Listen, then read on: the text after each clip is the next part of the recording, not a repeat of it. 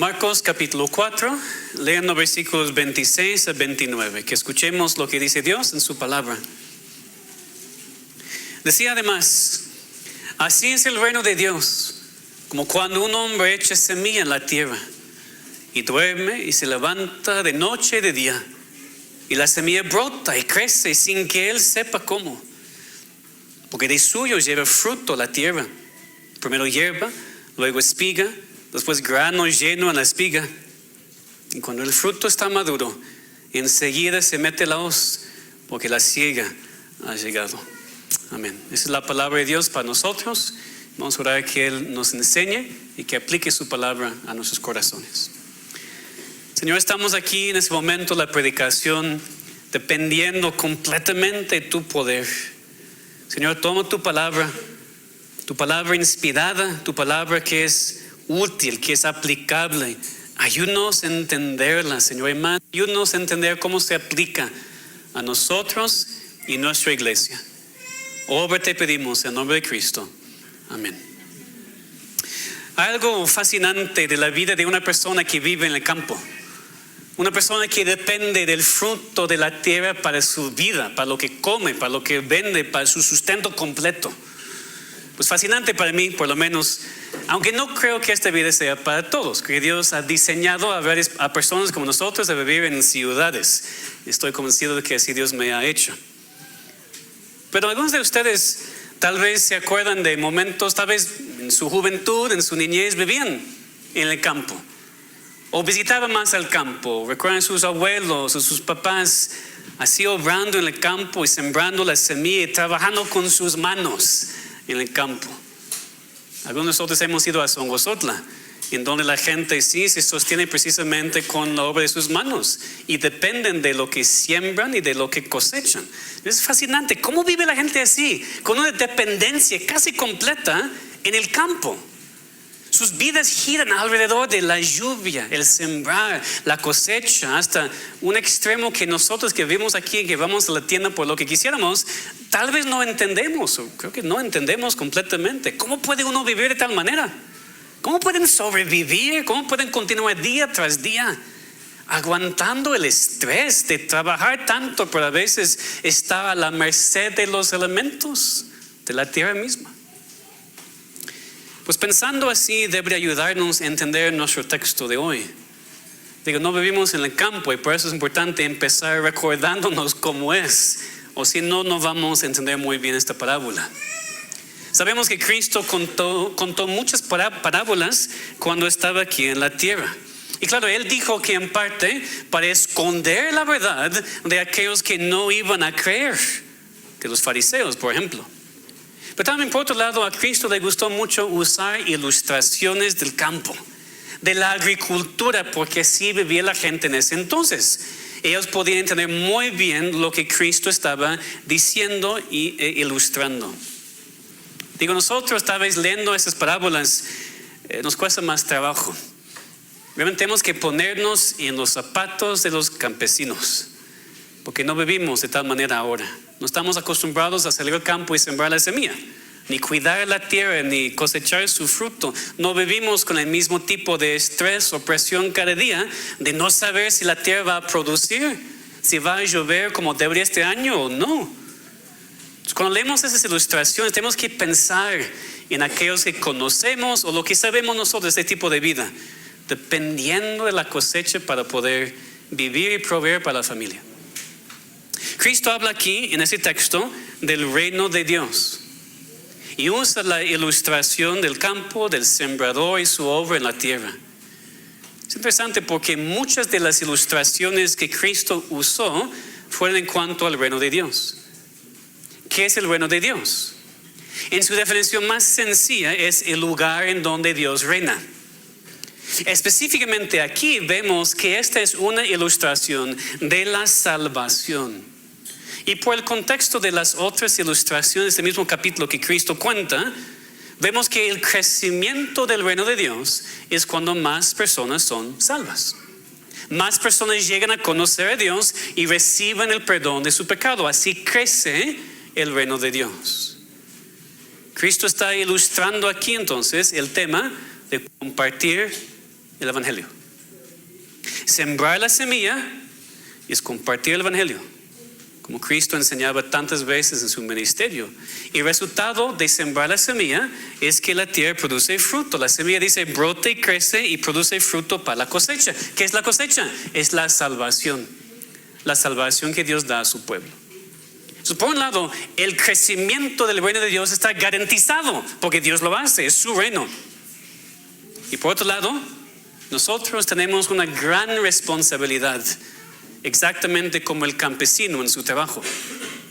Si podemos pensarlo así, aunque no entendemos plenamente cómo crece el reino de Dios, somos llamados a sembrar, descansar y después esperar el éxito. Así sencillamente quiero explicar la parábola de hoy. Aunque nosotros no entendemos plenamente cómo crece el reino de Dios, somos llamados a sembrar, descansar y después esperar el éxito. Primero entonces, en versículo 26, en el crecimiento del reino de Dios, somos llamados a sembrar.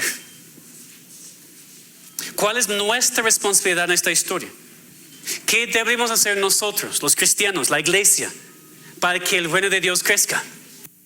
Pues claro que creemos que Dios lo hace, eso es muy obvio, debe ser obvio para nosotros. Dios es soberano para hacer crecer su propio reino.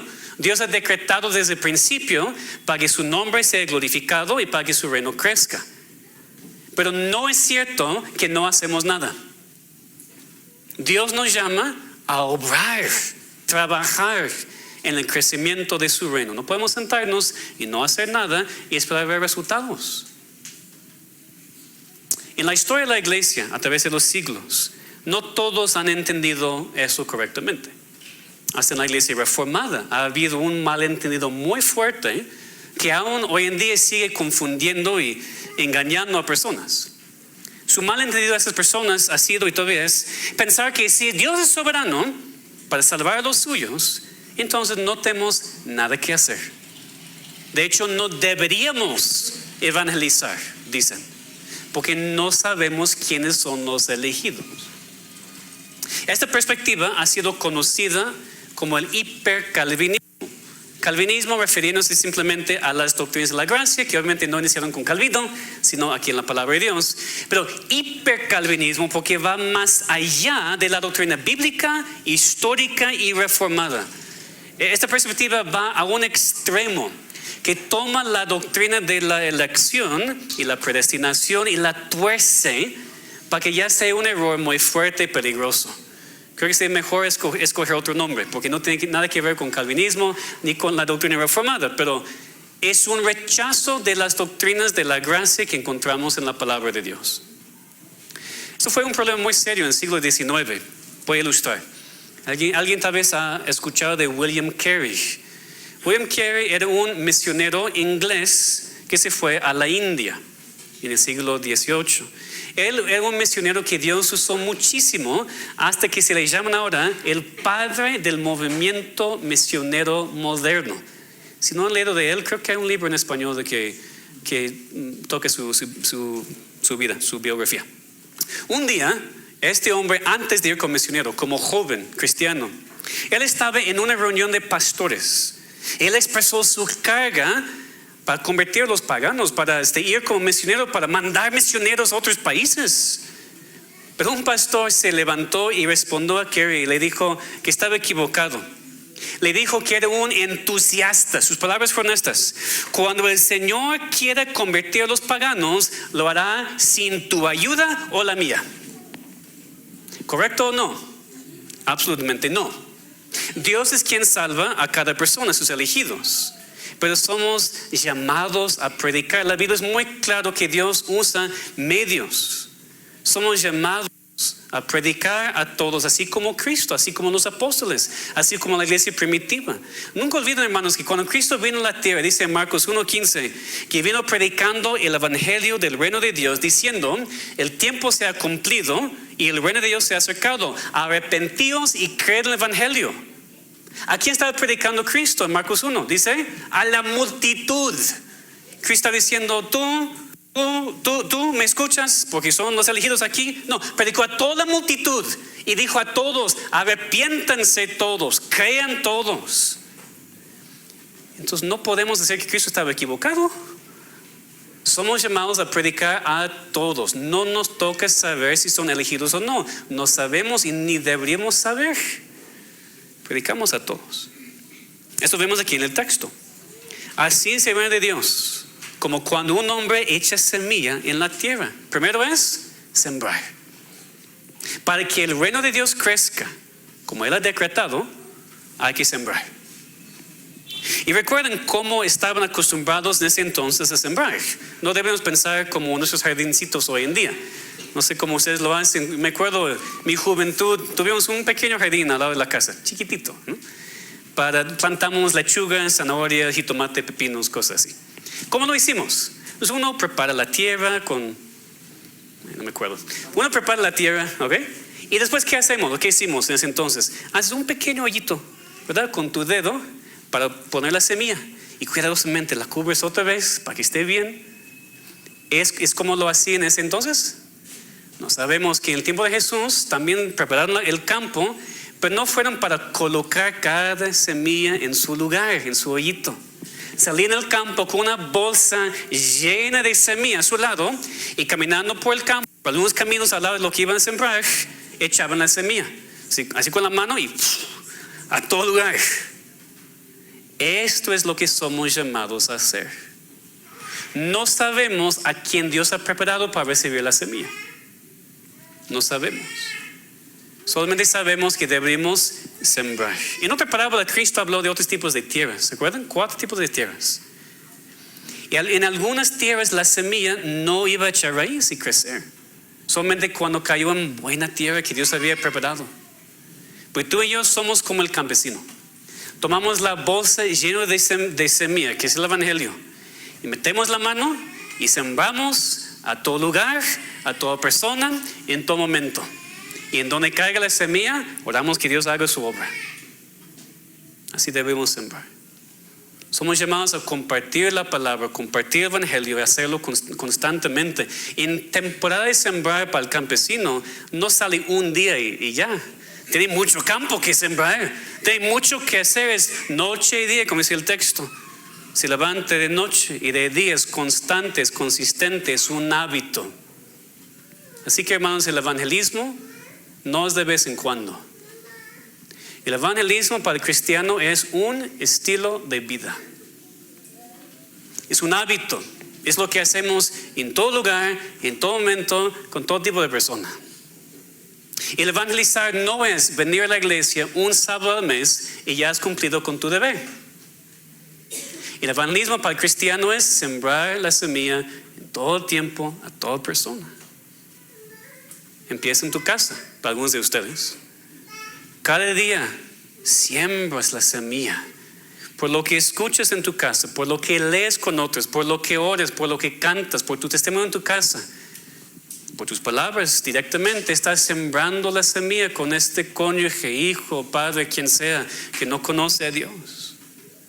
Y empieza con tus compañeros del trabajo, de la escuela. Ahí estás, día tras día, tras días, con las mismas personas que te ven, que te escuchan, con quienes tienes conversaciones de algún tipo todos los días. Evangelizamos a ellos. Se extiende también a personas que conoces una vez. Vas en el taxi, vas en el pecero, pues nadie habla en el pecero ahora, pero están con sus celulares. Pero cuando Dios te da oportunidad, ¿no? Estás andando por la calle, hablas con alguien. Sí, aquí en la iglesia cuando salimos para repartir folletos, es persona que ves una sola vez y siembras la semilla y nunca sabes lo que pasa. Todo eso es parte de nuestra responsabilidad cristiana. El reino de Dios es como cuando un hombre echa semilla en la tierra. El reino de Dios crece cuando sembramos. Y claro, los resultados no dependen de nosotros. Aquí estamos hablando primero nada más de sembrar. Hablar de Dios. Compartir el evangelio. Ahora entiendo que no es fácil, por supuesto. Hay dificultades que surgen en nuestras vidas para estorbarnos de compartir la palabra. O estorbarnos mientras compartimos la palabra. ¿Cuáles son las dificultades? Puede ser a veces falta de fe. No creemos que el evangelizar funcione. No creemos. No hemos visto resultados de tanto sembrar. Y por eso ya dejamos de hacerlo. O tal vez los resultados que hemos visto son negativos. Hemos sembrado muchísimo y la gente rechaza el mensaje. La gente rechaza la iglesia, nos rechaza a nosotros. Y en verdad, hermanos, aunque no lo admitiríamos, tal vez, en verdad no creemos que el evangelismo funcione. Pero no sabemos cómo Dios está obrando. Somos llamados a sembrar, no ver los resultados. Otra dificultad a veces es el miedo. Sí, pastor, me da mucho miedo hablar con la gente. Bueno, no con toda la gente, pero con gente que no cree tal vez. Me da miedo. Y sí es cierto que hay personas más tímidas que otras. Eso es cierto y no es ningún pecado. Es como Dios te creó. Pero todos, sin excepción, deberíamos poder presentar defensa de la esperanza que hay en nosotros. Todos deberíamos tener una carga por aquellos que están en camino a una eternidad sin Dios.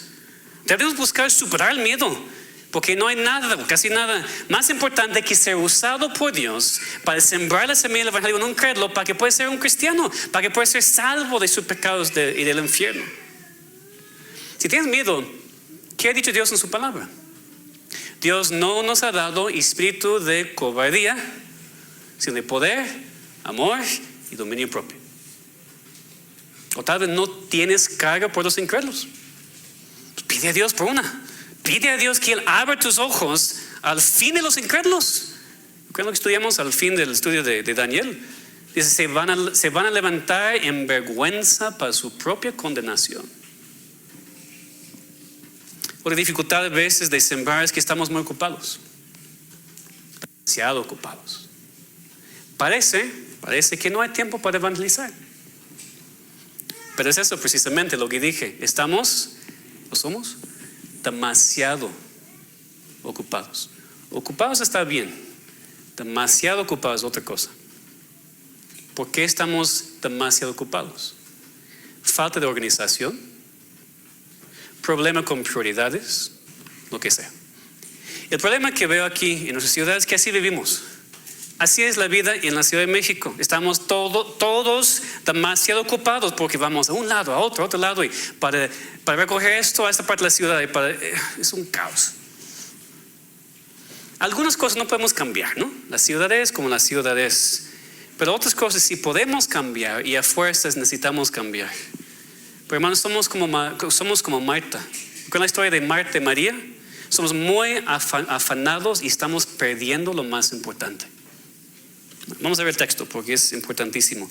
Es Lucas 10, siguiente libro en sus Biblias, Lucas capítulo 10, versículos 38 a 42. Lucas 10, versículos 38 a 42.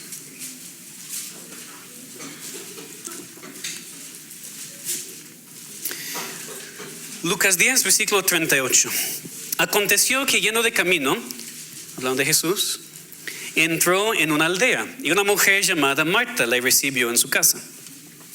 Este tenía una hermana que se llamaba María, la cual, sentándose a los pies de Jesús, oía su palabra.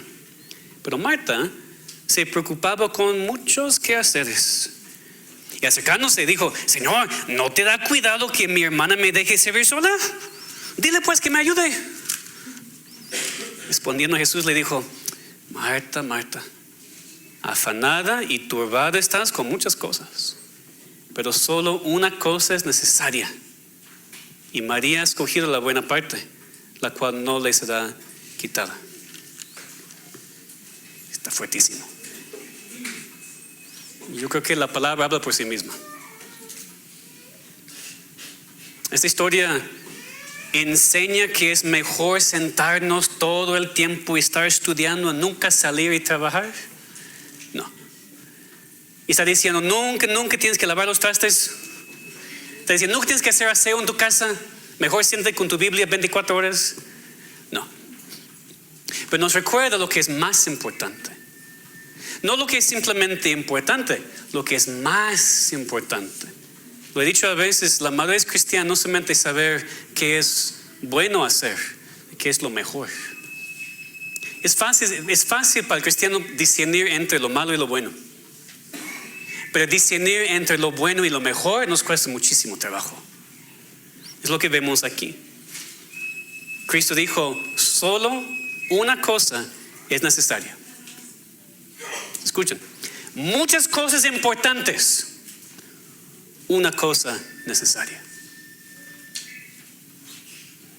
Si estás demasiado ocupado como para pasar tiempo con Dios en su palabra y en oración, estás demasiado ocupado.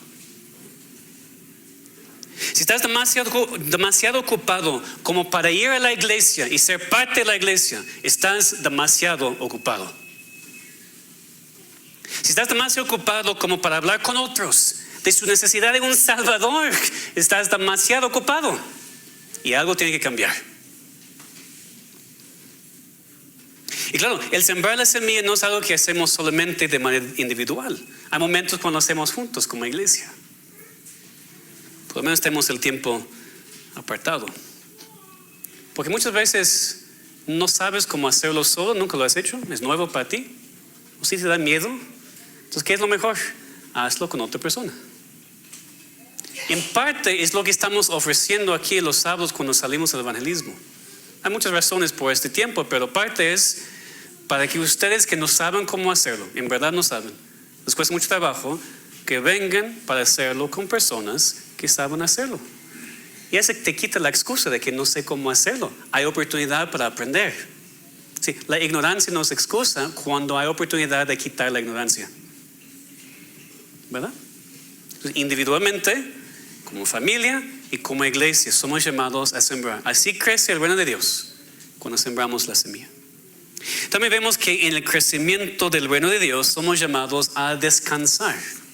Primero sembrar y después descansar, que es el otro lado de la misma moneda. Porque mientras nosotros sembramos y somos llamados a sembrar, solamente Dios hace que la semilla eche raíces y produzca fruto. Solamente Dios. Leemos aquí, regresando a Marcos 4, versículo 27. Leemos lo que el sembrador debería hacer después de sembrar. Dice, versículo 27, duerme y se levanta de noche y de día, y la semilla brota y crece sin que él sepa cómo. ¿Qué hace el campesino después de sembrar? Descansa. Él no duerme en su campo checando todas las semillas que apenas ha sembrado. Él regresa a su casa y duerme, descansa. Él ha hecho su parte. Él hace su parte cada día, constantemente, de noche y de día. Después regresa a su casa y deja todo en manos de Dios. Porque el sembrador no puede causar la germinación, ¿no? El sembrador no tiene que entrar con sus propias manos en la tierra para abrir cada semilla que ha sembrado. De hecho, si lo hace, ¿qué va a hacer? Va a matar la semilla. Dios ha diseñado la semilla con todo lo que necesita para brotar y empezar a crecer. El sembrador no tiene que entrar en su campo cuando empiece a crecer la planta y estirar cada planta para que crezca más. Igual, va a matar las plantas. El sembrador no puede controlar si produce fruto o no, o cuándo produce fruto, o cuánto fruto produce. No puede hacer nada de eso. Y en algún momento tiene que descansar. Hace su trabajo, siembra, y claro que hay de regar y quitar la mala hierba y todas esas cosas. Pero después regresa a su casa y duerme. Así es con el cristiano también, como cuando somos sembradores del evangelio. No podemos entrar a la mente de la persona con quien estamos hablando para convencerlos. No podemos entrar en sus corazones y casi forzarlos a entender y aceptar a Cristo. Muchos intentan hacer eso, pero no se puede. No podemos producir crecimiento o fruto en la persona. Porque piensen, otra ilustración es el nuevo nacimiento. Cristo habló con Nicodemo de eso. Es necesario nacer de nuevo. Pues no podemos controlar el nacimiento, ni el nuestro ni el de otra persona. Entiendo ahora el tema de la ciencia, la cesárea y todas esas cosas, pero es el principio. Dios controla la concepción, Dios controla el nacimiento, aun con todos los doctores. Dios controla lo que va a suceder con la vida física o con la vida nueva. Entonces sembramos, pero no controlamos lo que pasa después de sembrar. Dios es soberano para decidir quién va a recibir la salvación y quién no. Y es bien importante porque a veces en nuestra carne insistimos mucho. No insistimos con el evangelio, creo que eso es correcto, insistir con la palabra de Dios. Estoy hablando de que en la carne a veces casi manipulamos a la gente.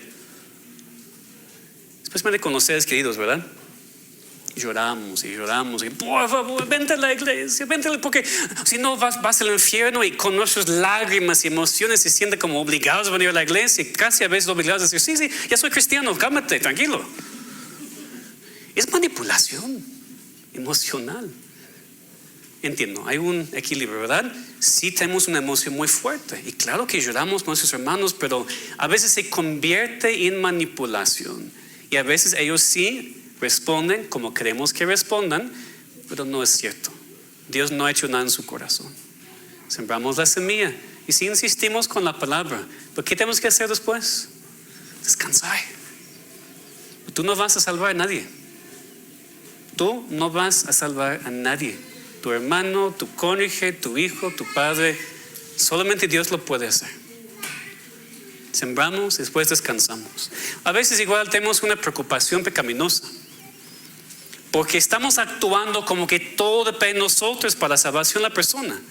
Y tú dices una palabra no exacta, incrédulo, y dices, no, entonces nunca va a ser salvo. Nunca va a ser salvo porque dije eso. Nunca va a ser salvo porque me vio pecando. Y tenemos una preocupación pecaminosa porque casi pensamos que entonces depende todo de mí. Lo que digo o no digo, lo que hago o no hago. O tu amigo viene a la iglesia y no todos hablan con tu amigo. O alguien dice algo que tu amigo no le gusta y dice, no, nunca vas a ser salvo ahora. Es culpa de la iglesia. No, tampoco. Tú haces tu parte, hacemos nuestra parte como cristianos, sembramos y sembramos y sembramos, después lo dejamos en manos de Dios. Obviamente, cuando hablo de descansar y dormir, hay noches cuando Dios te va a despertar a las 3 de la mañana pensando en alguien. ¿Qué debes hacer? No, tengo que descansar. No, ora. Cuando el Espíritu Santo hace eso, es el Espíritu Santo haciendo algo no ordinario, algo especial. Dios te despierta pensando en tu cónyuge, en tu amigo, en una persona. Toma el tiempo para orar. Después de orar, ¿qué haces? Regresas a dormir. No preocupado por lo que va a pasar, sino confiando en Dios. Después de evangelizar, tenemos que orar. Vamos a ver eso más en 8 días. Pero después descansamos, porque los resultados dependen de Dios. Y finalmente, en el crecimiento del reino de Dios, somos llamados, a sembrar primero, descansar, y en tercer lugar, esperamos el éxito. Esperamos el éxito. De hecho, esto parece ser el énfasis del texto, de la parábola. Es lo que hace este llamamiento al evangelismo muy positivo, porque la ilustración de Cristo aquí es que el éxito está garantizado. Garantizado. El reino de Dios va a crecer. Otra vez, versículo 27. Duerme y se levanta noche de día, y la semilla brota y crece sin que él sepa cómo. Porque de suyo lleva fruto la tierra. Primero hierba, luego espiga, después grano lleno en la espiga. Y cuando el fruto está maduro, enseguida se mete la hoz porque ha llegado. El campesino no tiene que ser biólogo o botánico para esperar éxito de su sembrar. No tiene que entender todo lo que está pasando dentro de la semilla para que pueda brotar y crecer. Él ve que crece y la cosecha viene, aunque él no entiende todo el porqué. Y aun cuando alguien es más científico y entiende algo de cómo crece una planta y por qué, todas esas cosas, no podemos entender todo. En versículos 30 a 32, Cristo cuenta otra parábola de la semilla de mostaza. Y nos recuerda que aunque la semilla sea muy pequeña, como la semilla de mostaza, puede crecer a ser un árbol muy grande. Si así es el reino de Dios, empezó muy pequeño, ahora está en todos los rincones del mundo. ¿Cómo sucedió? Pues en parte sabemos la historia, misioneros, lo que Dios ha hecho, pero por otro lado, no sabemos. ¿Cómo es que el evangelio empezó en este país tan chiquito de Israel, en esta parte del mundo, y de repente está aquí hasta en México? Está en todo lugar del mundo. Y si hay lugares todavía que alcanzar, por supuesto, pues está en todo el mundo el evangelio. ¿Cómo? Solamente Dios sabe. Solamente Dios sabe lo que ha hecho. Pero su obra, el éxito en su obra está garantizado. Y su éxito está garantizado debido a la obra consumada y la victoria que ganó Cristo en la cruz. Vemos que nunca olvidemos que la razón por la cual hay éxito en el reino de Dios, la razón por la cual va a crecer, es debido a la vida, muerte, resurrección y ascensión de Cristo. Cristo vivió y murió. Y no lo hizo para hacer posible la salvación, si alguien quiere creer en Él. Él dijo, consumado es. Cuando Cristo murió y resucitó, había hecho todo lo necesario para salvar a todo su pueblo para siempre. Cristo hizo su obra garantizando la salvación de cada uno de los escogidos de su Padre. Eso es lo que proclamamos al mundo, con confianza de que Dios va a salvar a cada uno que quiere salvar. Es el evangelio que tal vez alguien aquí necesita hoy. Tú que estás escuchando, necesitas entender primero qué es el evangelio, qué es que sembramos. Estamos hablando aquí de sembrar, ¿qué? Estamos hablando del evangelio, un entendimiento que Dios mandó a su Hijo, Dios mismo, para vivir bajo la ley en este mundo, y lo hizo perfectamente, sin ningún pecado. Y después murió en la cruz para pagar el pecado, el precio por nuestro pecado. Murió para tomar nuestro lugar. Nosotros no conocíamos a Dios. Tal vez alguien aquí hoy necesita otra vez que la semilla del evangelio sea sembrada en tu corazón, para que tú hoy te des cuenta de tu pecado, tu rebeldía en contra de Dios, pero también que hay un Salvador para ti. Hay un Salvador para ti que te puede salvar de cualquier pecado, de cualquier rebeldía. Cree en Cristo y serás salvo. Es el evangelio tan sencillamente. Cree en Cristo, serás salvo. No, pero tengo que hacer eso. No, nada. Cree en Cristo y serás salvo.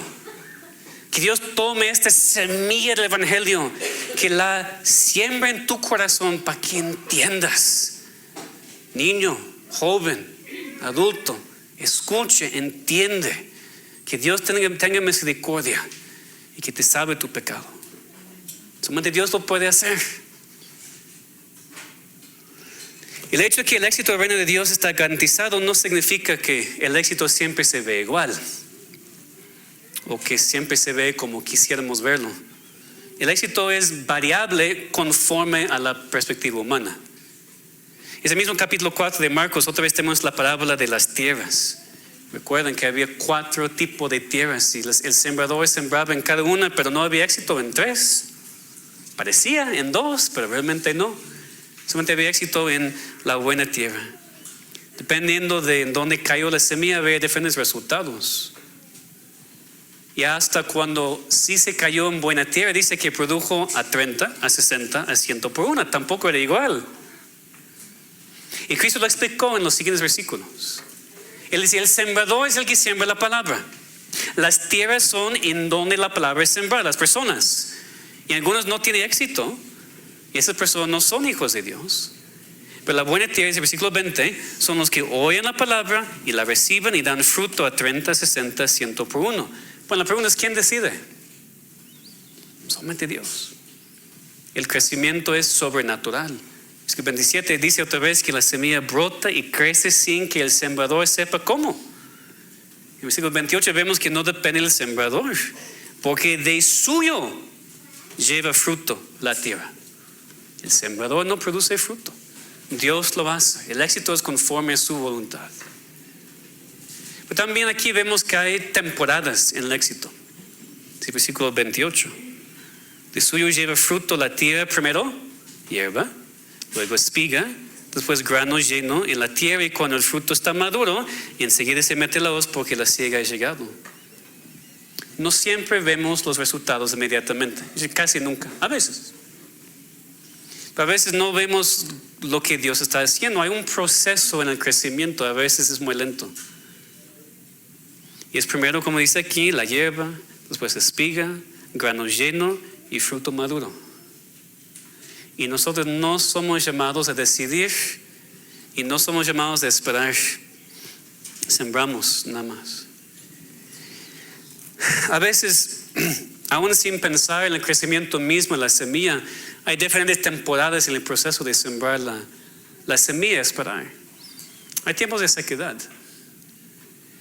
y hay tiempos de mucho fruto. Las iglesias locales, todas, pasan por momentos cuando todos los domingos hay visitas. Están entrando a la iglesia y no sabemos de dónde vienen. Nomás pasen y ven el letrero o buscan en línea y de repente están aquí con nosotros. Gracias a Dios. Pero también meses y en años cuando no viene nadie, ¿verdad? Hasta invitamos, evangelizamos, nada. Hemos pasado por diferentes etapas como iglesia local. Ustedes que han estado aquí por mucho tiempo pueden darse cuenta de eso. Hemos pasado momentos de mucho crecimiento y momentos de, pues no. ¿Quién está decidiendo eso? Dios. No se excusa para no trabajar, como hemos visto. Pero al final de cuentas depende de Dios. Eso puede desanimarnos. Hablo como pastor, me puede desanimar, por supuesto. Y a ustedes también como iglesia. Es mucho más fácil cuando vemos a mucha gente asistiendo, llegando y escuchando, recibiendo la palabra. Nos da mucho gozo y oramos que siempre sea así. Pero a veces empezamos a confiar en nosotros mismos. Somos una buena iglesia. Esta iglesia de sana doctrina donde vienen todos, de toda ciudad. Vienen muy lejos porque somos la única iglesia. Y Dios dice, espérate. Y van a experimentar la sequedad porque no tiene nada que ver con ustedes a final de cuentas. Con cuidado también. Hablo a mí mismo y a ustedes también. Si Dios quiere seguir bendiciéndonos, pues le damos muchas gracias. Y si Él quiere en algún momento que pasemos por un tiempo de sequedad en la iglesia, igual que su nombre sea glorificado, porque Él quiere enseñarnos algo. Que no olvidemos esta parte tampoco. Muchas veces juzgamos la eficacia de la sembrar por los resultados inmediatos, pero es un error. Sembramos la semilla, a veces Dios salva a la persona años después, o nunca ves a la persona salva. El versículo 29 nos recuerda también que el crecimiento del reino de Dios un día tendrá un fin. Un día no habrá más cosecha. Se mete la hoz porque la siega ha llegado. Cristo usó eso también para hablar de su segunda venida, del juicio final. Se mete la hoz para hacer la última cosecha. Un día va a haber la última persona salva. ¿Alguna vez has pensado en eso?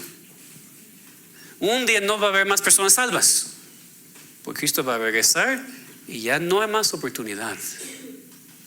Que por un lugar, para ti que eres incrédulo, no esperes, porque no sabemos cuándo vendrá Cristo y cuándo será el momento cuando no tienes más oportunidad. Tú no sabes.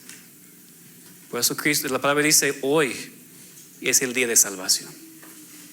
Por otro lado, en cuanto a este tema, un día no vamos a sembrar ninguna semilla más. Un día no vamos a tener la oportunidad de hablar con nadie más el evangelio. Un día no va a haber más oportunidad. Debería impulsarnos a hacerlo tanto como posible hasta que sea demasiado tarde. Entonces que seamos animados por Dios, por esta parábola, por esta palabra. El éxito del reino de Dios está garantizado. Por eso, que sigamos sembrando. O que empecemos a sembrar si no lo estamos haciendo. Que sigamos descansando. Que dependamos de Dios para hacer la obra. Y al final, que descansemos en el hecho de que el éxito está garantizado. No entendemos plenamente cómo crece el reino de Dios. Pues somos llamados a sembrar, descansar y después esperar el éxito que Dios promete. Vamos a orar. Padre Celestial, damos gracias, Señor, por esta parábola breve que hemos considerado en tu palabra, por lo que Cristo enseñó y sigue enseñándonos. Ayúdanos, Señor, a entender primero nuestra responsabilidad de evangelizar y sembrar las semillas. Señor, danos más carga. Quita nuestras excusas. Cambia nuestras prioridades. Ayúdanos a organizarnos para que no estamos demasiado ocupados por la única cosa necesaria, que es servirte a ti. Te pedimos también, Señor, que después de hacerlo, después de evangelizar y hablar con otros, ayúdanos a descansar. Porque muchas veces continuamos pecaminosamente preocupados. Danos, Señor, este ánimo de que tu éxito está garantizado. El reino va a crecer sin ninguna duda. No sabemos cómo, pero lo vas a hacer. Señor, al principio de ese nuevo año, Danos más deseo de evangelizar como iglesia. Danos más oportunidades. Y sigue usándonos, Señor, en ese lugar para tu gloria y para la salvación de tu pueblo. Te lo pedimos, Señor, en nombre de Cristo.